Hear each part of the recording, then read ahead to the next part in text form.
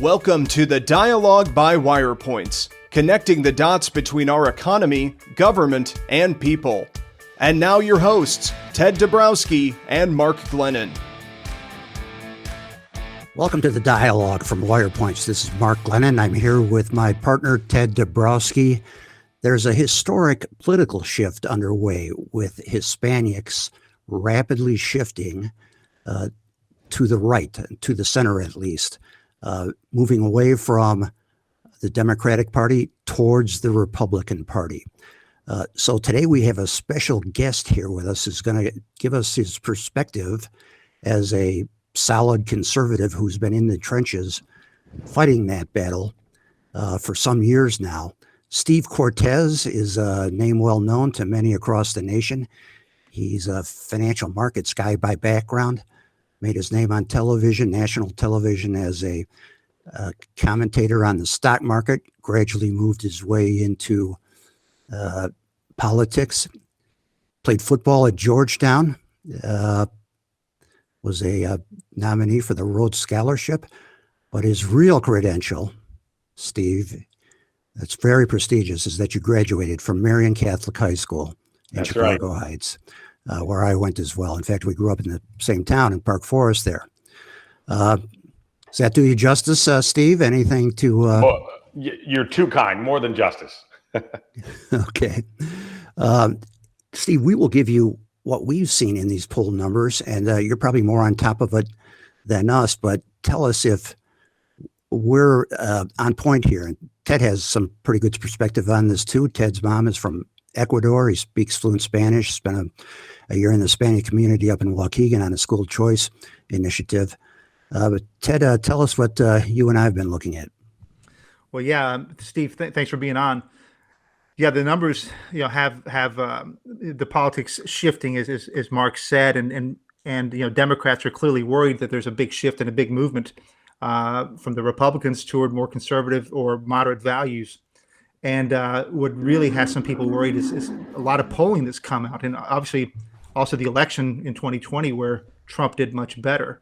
One of the first things we've seen is that when you start asking Hispanic voters about who would they vote for in Congress, it's become evenly split. One of the surveys out of the Wall Street Journal, 37% Hispanic voters said they would support the Republican, and another 37% said they would support the Democrat. And then when you look at the last presidential election, it was Biden who took 63% of Hispanic voters, 30 percentage points more than Trump in 2020. Well, now that's even, according to these latest polls. 44% would back Biden, 43% would back Trump in a hypothetical match in 2024. So, wow, that's got people scared. It's got people moving. You're seeing massive trends in places like Texas along the border where they've left the Democrats in mass. And so the question is, what is this to you? What are you seeing? And it certainly spells a big change. Certainly we're in Illinois. We have a massive Hispanic population. Chicago has a massive population. So we can talk more about that. But give us your thoughts there. Sure. No, listen, it's important, obviously, all over the country. Certainly important in places like Illinois, places like Chicago, where the population is roughly third Black, third white, and third Hispanic. I think a lot of folks outside of Chicago, particularly people who live near the border and sort of the Sun Belt of the United States, southwestern U.S., have no idea just how Hispanic Chicago is and how big the Mexican-American community is there. But to get to your points about the larger secular shift that's going on in the country, it's been really going on, I believe, since the Tea Party movement. We started to see some real evidence of it in 2016, a lot more evidence of it then in the 2020 presidential election.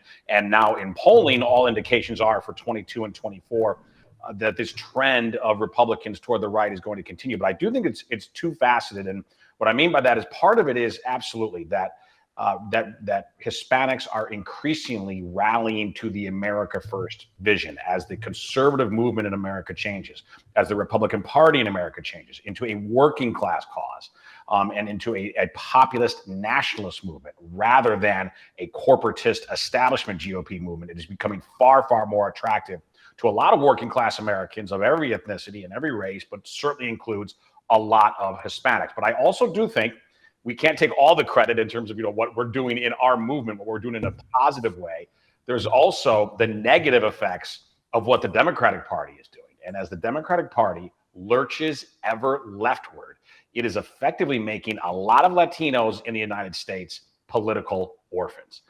It is doing to them in many ways what it did in previous generations to other ethnic groups, particularly other Catholic ethnic groups like Irish Americans, for example, which were extremely loyal Democratic partisans in our parents' and grandparents' generation, and can no longer be counted on in that way. No longer vote as an ethnic bloc. A lot of them would say that they didn't lead the Democratic Party; the party left them. That same kind of phenomenon, I think, is going on today with the Democrats, as on both economic as well as cultural issues. The Biden party, the Ocasio-Cortez party, the Kamala Harris party positions itself very far to the left of where the preponderance of working class Americans are, and particularly working class Hispanics.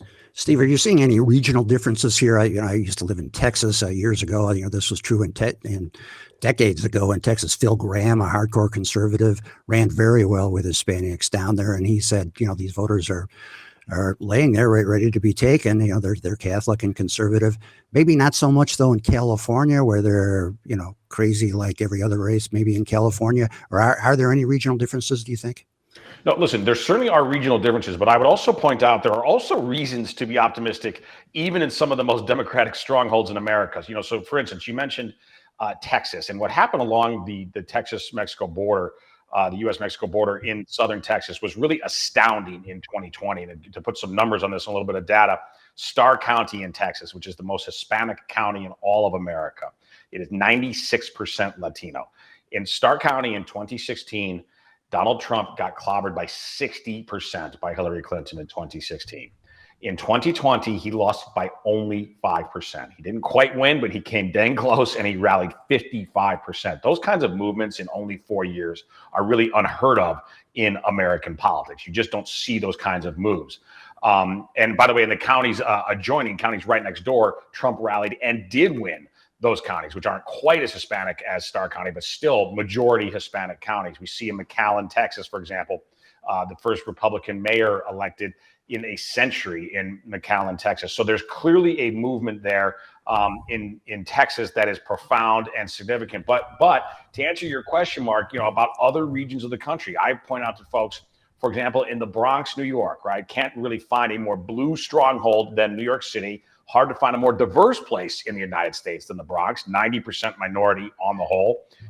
In the Bronx, President Trump, while he didn't come anywhere close to winning, he did double his raw vote total, and he gained 7% on margin in the Bronx. In LA County, largest county in the United States, 10 million people, again, one of the most diverse places in the United States, Donald Trump gained 500,000 raw votes in LA County, and he gained 4% on margin. If you look at the top 100 counties in terms of Hispanic percentage, there are 100 Hispanic majority counties in the United States. And this is from Politico. So I'm not citing from some right-wing website. According to Politico, there's 100 majority Hispanic counties in the United States. Donald Trump in those 100 counties won 44% of the vote in 2020. So yes, the success has been certainly more significant in places like Texas, but there are reasons to be optimistic all over the country, including in some, typically very reliably blue jurisdictions in this country. And I think what Hispanics are seeing right now are the consequences of the Democratic Party, and what it has now become the party of the oligarchs. And what I mean by that is it really favors two things which are particularly harmful to Hispanics. It favors effectively open borders, if not actually open borders. It wants a free flow or a near free flow of workers who will compete, who are great for the oligarchs, who are great for multinational corporations, who depress wages, but compete in the labor market against working class Americans, many of them folks with names like Martinez and Cortes. So that's one issue. And then I think the second issue is a Democratic Party, which on cultural, so that's on the economic side, on the cultural front, a Democratic Party which is so beholden to radical interests that it believes increasingly really in lawlessness. And we see in the polling very significant moves among Hispanics against radical BMN riots, against defund the police. It's minority Americans who disproportionately, of course, bear the brunt of those kinds of policies in places like Chicago, which has become in many ways a third world city. You know, the people who have to deal with the consequences of the lawlessness of a city like Chicago generally are not wealthy, credentialed, white suburban wine moms. No, instead, it is a lot of working class people, many of whom are Hispanic, many of whom suffered from the lockdowns in a disproportionate way because they work in jobs that you cannot do remotely, because they cannot afford, many of them, private schools. Many of them did not have the option to get their kids physically into school. When the lockdown lunatics in places like California and Illinois insisted on closing schools against all reason and against all science, and then, frankly, I would even argue, against all really just care for humanity. So, a lot of mistakes on their side, on the left, a lot of openings, what in tennis you call unforced errors on their side to push Hispanics out of the ranks of the Democratic Party. But then also a lot of things that volitionally we have done well on the right and in the America First movement, things like insisting on border control, insisting on fairer trade deals, backing the blue when it comes to law enforcement, things that the America First movement is proposing in a positive way that are really, really attractive to a lot of Latinos.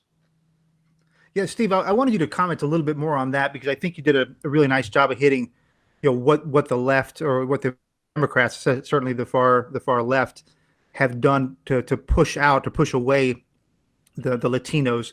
Touch a little bit more on the populist side of things, the America First side, because that's a huge part too, which gets ignored by a lot of people. But that, when we saw the record unemployment rate for Latinos in the Trump years, that changed a lot of people's minds, from what I gather. Right. Absolutely. And to get to some of that data, I really think that it's important to look at 2019. And the reason I say that is that was sort of the last clean year of the Trump presidency, meaning that we were not dealing with the CCP virus, which ravaged the global economy, and which cannot be blamed, in my view, on Donald Trump, nor on the Democrats for that matter, nor on any Americans, only the fault of the Chinese Communist Party. But if we look at 2019 into the CCP virus, what we saw was an American economy that was humming and working incredibly well for everybody, but particularly for blue-collar Americans, those who had lagged the most during both previous administrations, Obama as well as Bush. They leapfrogged to the front, and were garnering the biggest gains. Again, everybody was doing well, but to put numbers on it, in 2019, we saw 6.8% overall wage growth for the year, which was the best that America has seen in decades. That was also with extremely tame inflation. So real wage growth was absolutely soaring. It was even better than that for minorities. Both Blacks and Hispanic workers in America enjoyed above 7% wage growth for the full year of 2019. Blue-collar Americans, whatever their ethnicity or race, enjoyed 9% wage growth for the year 2019. So I think what a lot of Latinos witnessed in their own lives was that they were getting more and more prosperous because of what Donald Trump did to, number one, control the border, number two, insist on better, smarter, fairer trade deals that had reciprocity, and encouraging onshoring back into the United States, which was great, for all blue-collar Americans, but that disproportionately benefited Hispanics. And because of that, they rallied to his side. And by the way, I think Hispanics right now, to bring it to the current tense and to bring some current polling in, unfortunately, they see the exact opposite in terms of current polling as well as current economic data. We just got out very recently a poll from Quinnipiac University, which shows that Biden's approval among Hispanics is all the way down to 28%. Now, Ted and Mark, I will tell you, as a guy who does media and strategy for a living, if I were a Democrat, if I were a Biden partisan, which I'm far from, but if I were, I would be absolutely trembling over a number like that from a constituency which they historically have been able to count on, which they need to count on into the future, the largest by far minority group in America, roughly 60 million Latinos right now in the United States and growing. When your approval rating is all the way down to 28%, you have a massive problem. And by the way, the details are even worse than that for Biden in terms of strong approve versus strong disapprove in this Quinnipiac number. only 14% strongly approve, 40% strongly disapprove. So almost 3-to-1 underwater, strong approve versus strong disapprove for Joe Biden. Now, why? To bring this back to the economy, I think, unfortunately, Hispanics are dealing with the inverse of what they enjoyed in 2019. And it's shocking to me, and I think to a lot of Americans, how fast this has happened. And what I mean by that specifically is the decline, the crash really in real wages. Real wages have gone down now in the United States 10 months in a row. We are seeing 40-year records in consumer price inflation. We just hit an all-time high in producer price inflation. Wages cannot keep up, are not keeping up statistically. So Americans are getting poorer by the month. That is particularly problematic and pernicious for small business. And this is critical for Hispanics, because one thing I'm very proud of the Hispanic community, we are by far statistically the most entrepreneurial demographic in America. You put a couple of hermanos together with a truck, and guess what? You got a small business all of a sudden. That is just culturally and economically how Hispanics operate in the United States. Well, when it comes to inflation, who benefits from inflation and who suffers the most? Well, the beneficiaries generally are the owners of assets, are people and organizations that are already immensely successful. They can not only handle inflation, but in fact, at times, even thrive from inflation. For example, to get specific here, who are the producers of the goods that are inflating in value? The commodity type goods. Generally, it is massive multinational corporations in things like energy exploration and agribusiness. There are very few mom and pop operations out there, for example, drilling for oil or processing corn. Instead, it's firms like ExxonMobil and ADM, just to pick a couple, not that I'm picking on them particularly. Now, who suffers the most from inflation? And I'm talking on the business side here, not the consumer side. Generally, it is small business. I mentioned if it's a couple of Hispanic brothers in a truck who have started a paving business that is starting to now succeed, and now they have a fleet of trucks. They have 10 trucks. Well, used car prices, if they need more trucks, used car prices have gone up 37% in the last year. And in terms of keeping those trucks fueled, we have seen gasoline prices soar. When Joe Biden took office, crude oil was in the 40s. It is now in the 80s. So small business has a much harder time with inflation. Hispanics are statistically and culturally an incredibly dynamic entrepreneurial segment of American society. They're suffering under Joe Biden's policies. They know it.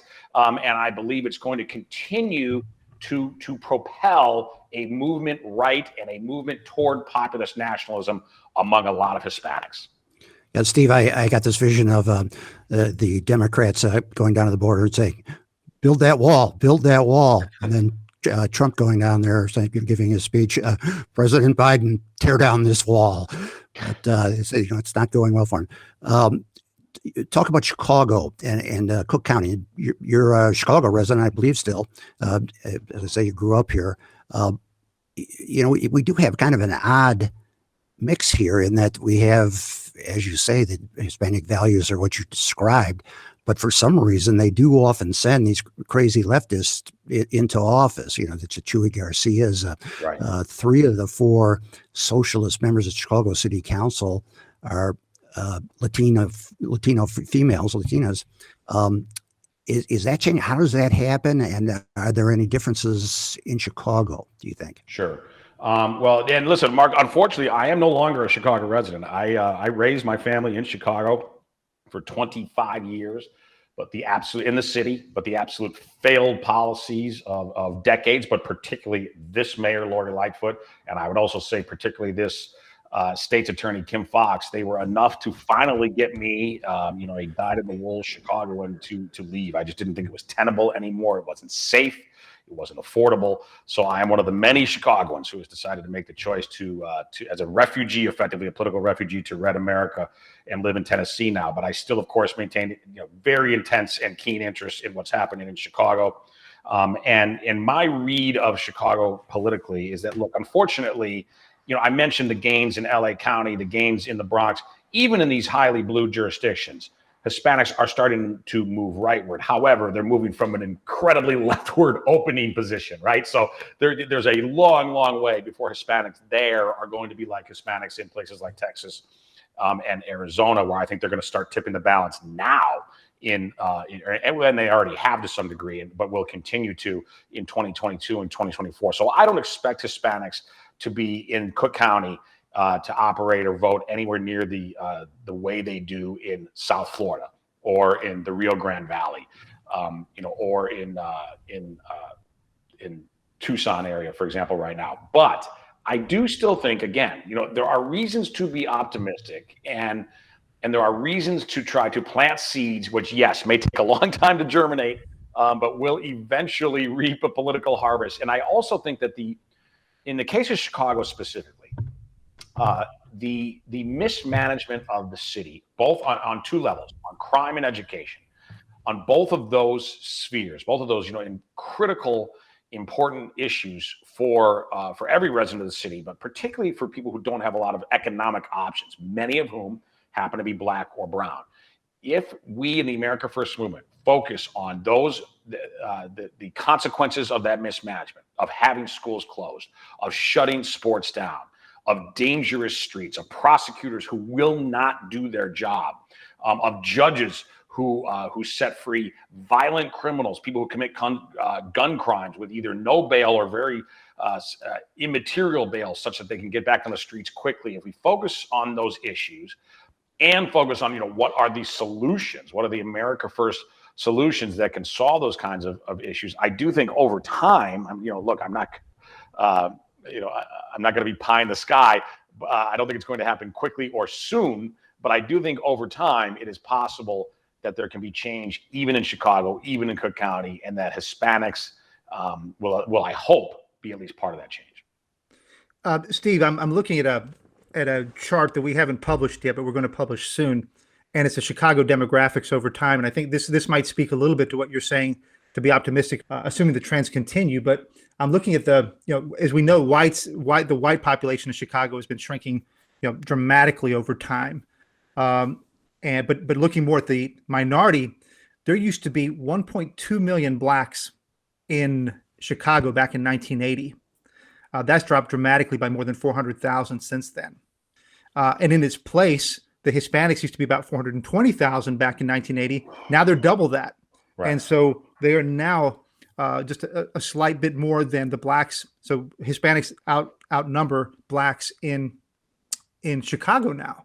It's a massive shift. Right. Now, thinking about it a little bit, I know that Hispanics have not voted in the large share that they should. So proportionally, they're not voting like the Blacks do. But I guess over time, as the Hispanics start to, flex their muscle, they realize that they're bigger than the Black minority. I would imagine you're going to see more and more, a push to take more control in Chicago. Your thoughts on that? No, I think that I absolutely could have you. And you're exactly right, Ted, that right now there is certainly an historical and just cultural reality that Blacks vote at a much higher rate than do Hispanics, and particularly Black women, right, who are by far now the most reliable constituency of the Democratic Party. I might argue they might be the only last very reliable constituency of the Democratic Party, perhaps also highly educated suburban women. They might also be able to count on them. At least for the time being, because they can't count on Hispanics anymore, right? It's part of my point, which they used to, I think, take for granted. And so, yeah, I think that exactly what you're talking about. And by the way, to connect that back to national polling, when I mentioned this Quinnipiac poll that just came out, it showed 28% only Hispanic support for Joe Biden, only 14% strongly. The number was those numbers were exactly double for Black Americans still for Joe Biden.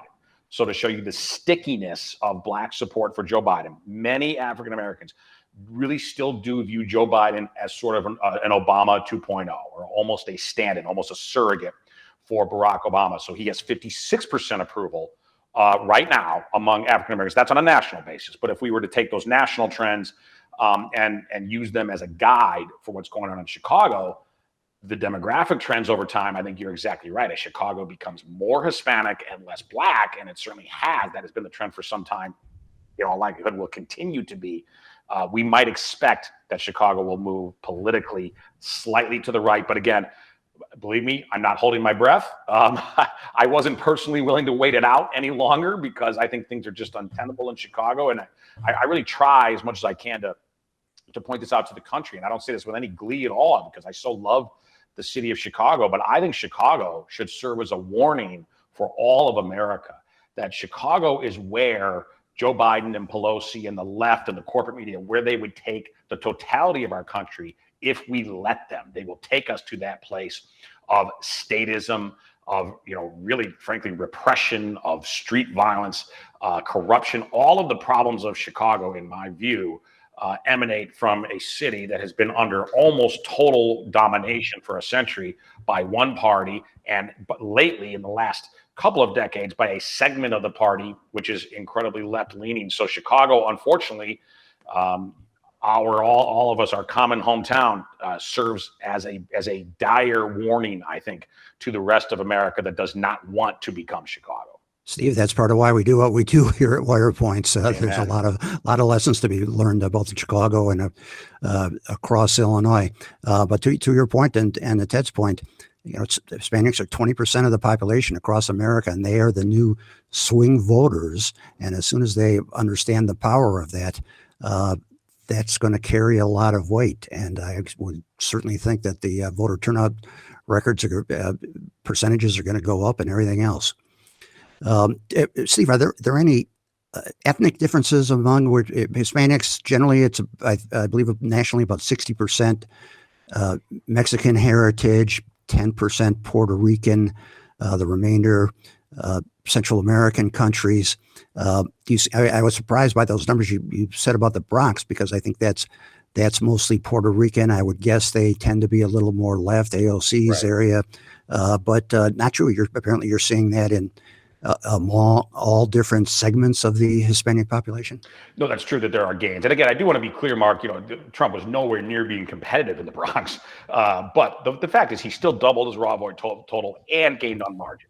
Sure. Bronx and in Los Angeles County, which I find pretty astounding. Yep.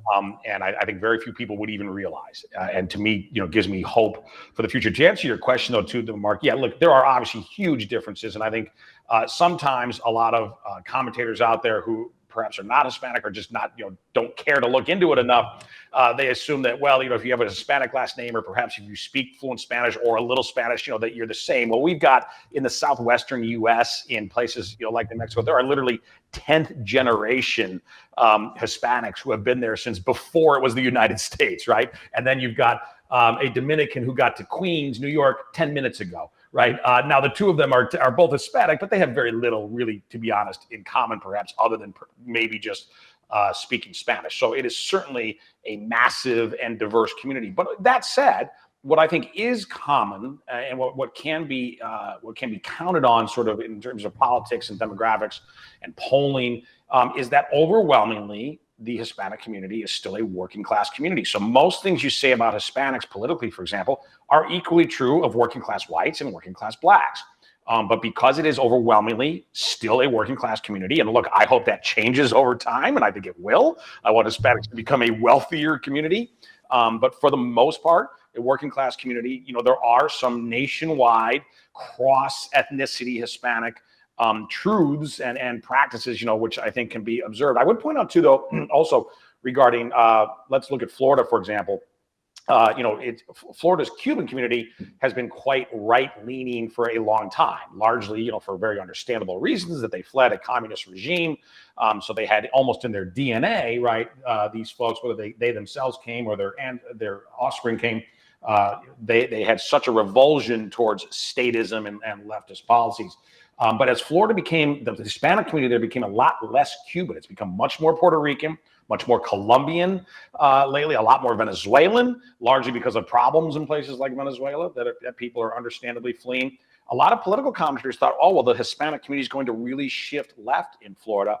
And we frankly have not seen that happen. For example, in 2020, we were told that Florida was going to be in play, that Trump was in trouble there in his home state because of the Central Florida Puerto Rican population. Well, it turned out that, number one, they weren't terribly enthused about Biden, so they didn't turn out for him in the way that the left had hoped. And number two, Trump outperformed expectations. So when you combined a really strong South Florida Hispanic performance with a good enough Central Florida Hispanic performance by Donald Trump, he ended up actually winning the state of Florida rather easily. And given what Ron DeSantis, who is the exact polar opposite of Pritzker, right? He's the anti-Pritzker in almost every way because of the fantastic management of Ron DeSantis in the state of Florida. I believe that Hispanics in Florida are going to continue to trend right. And if anything, are going to form an even bigger surplus for congressional races in 2022 and for DeSantis himself. And then I hope for whomever the Republican nominee is in 2024 in the state of Florida. Hey, Steve, talk a little bit culturally about the Hispanics and you've touched on it several times as you talk, but maybe just put it all together. As Mark mentioned, my mom's from Ecuador, and we huge family down there, very Catholic. Tend to be conservative in nature across the board.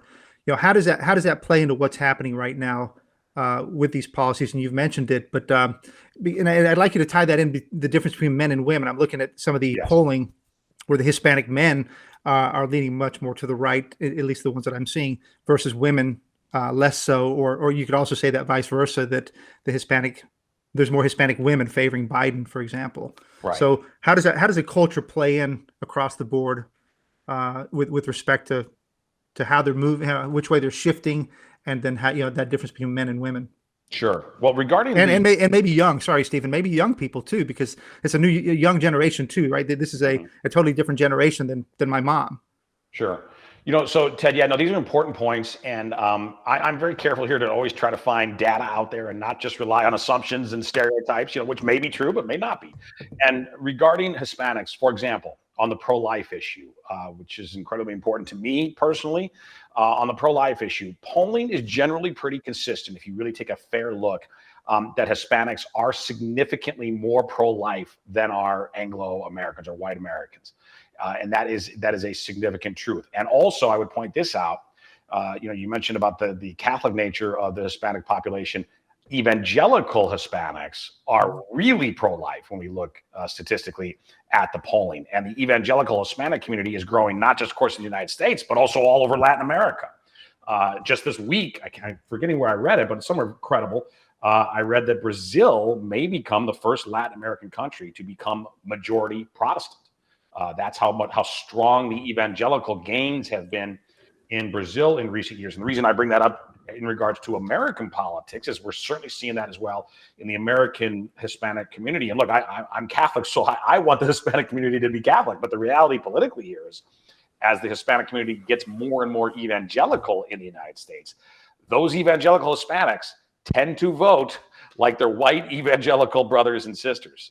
And that will be also, I think, a positive tailwind for the America First movement, particularly, again, getting back to what we first talked about, just how radical the Democrats have become on this issue, right? We are a long way from where Bill Clinton was saying that we want abortion to be safe, legal, and rare, right? That was, when I say we, I mean his statement, not me. That was his supposed, policy statement. Well, we are now at a place where a supposedly Catholic governor of New Jersey, Murphy, literally just signed a law guaranteeing abortion until the very moment of birth.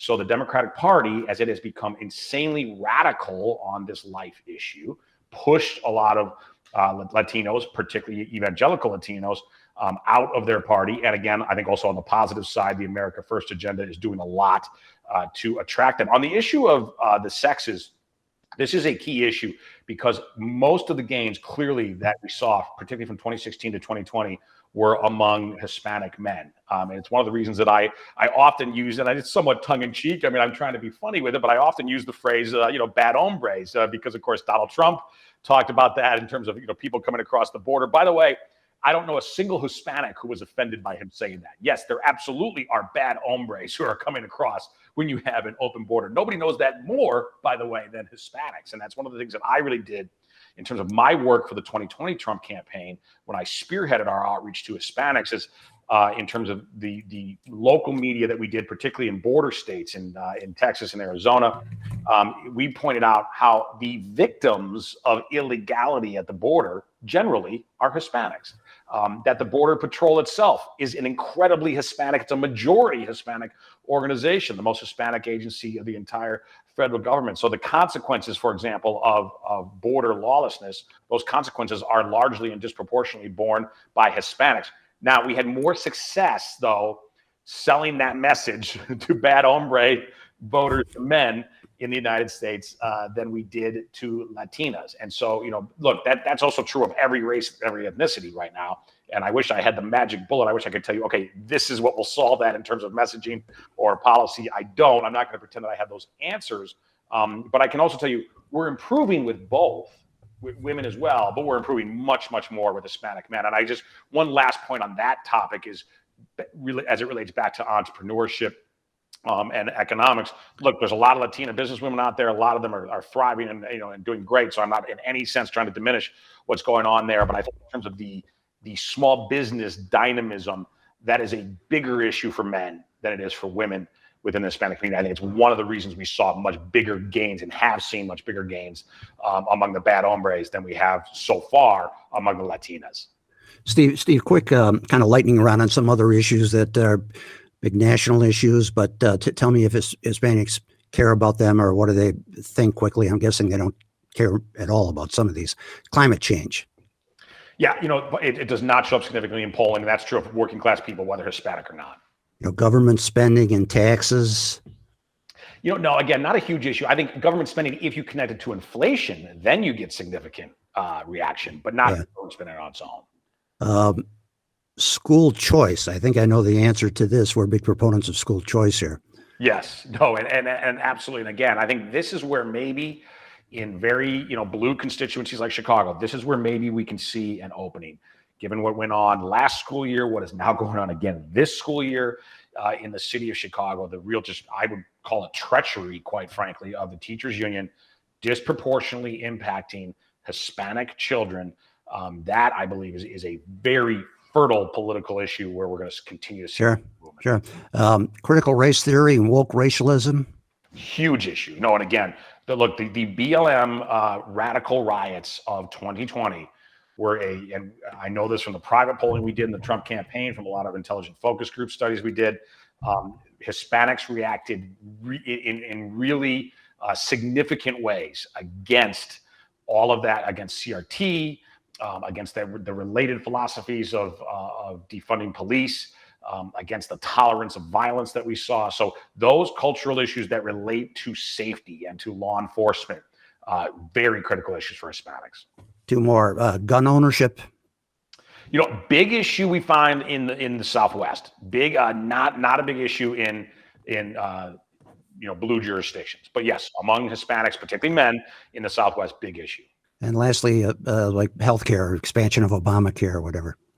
On that one, Mark, I'm going to punt. I just haven't seen enough data to be quite honest on healthcare. Yeah, I can't answer intelligently on that one. Well, Steve, we'll wrap it up. You tell us where people can follow you. Now, you're a data guy, data wonk like we are. You haven't been thrown off of Twitter yet, so I know you're there. Cortes, Steve, I'm sure you're on Getter. Same handle on Getter? Or where there? Getter, I'm just Steve. I'm surprised I got it, but I was early over there, so I'm just very simple, just Steve on Getter, and I'm Cortes Steve, Cortes with an S, over on the Twitter, at least until they kick me out of there.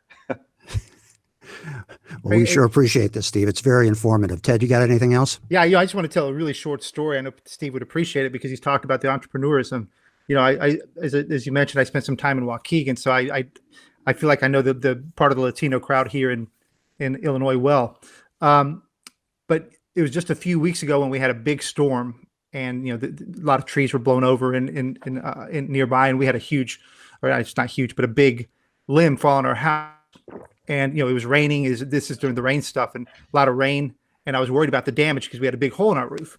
And I started calling around. I needed somebody to get up there and get that limb out of the roof. And then 2, we needed somebody to plug the hole. And you can imagine when you're calling around in the middle of a crisis, you can't find anybody. Everybody's booked.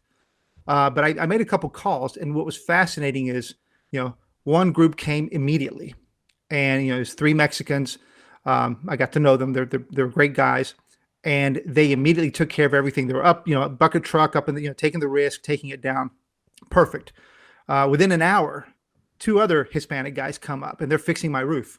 And boom, just like that, instead of me worrying about my house getting more damage, I have a hole in the roof flooding with water. It was taken care of. And these are the entrepreneurs, and it was wonderful. I was thankful, and they did a great job. Yeah, isn't that amazing? No, it's great to hear those kinds of micro stories, and we know it's true on the national level. Hispanic men have the highest workforce participation rate in America, and by quite a distance, actually. And so we need to encourage them. We need to institute policies that will allow them to thrive and succeed. It was happening under Donald Trump. I think it can happen again with the right America First Congress and America First president from 22 and 24 and beyond. Awesome. Well, thank you. Bad Hombre, thanks so much for joining us. It's very informative, and don't you forget about us back in Chicago here. I will not. All right, Mark and Ted, thank you so much. Take care. Take care.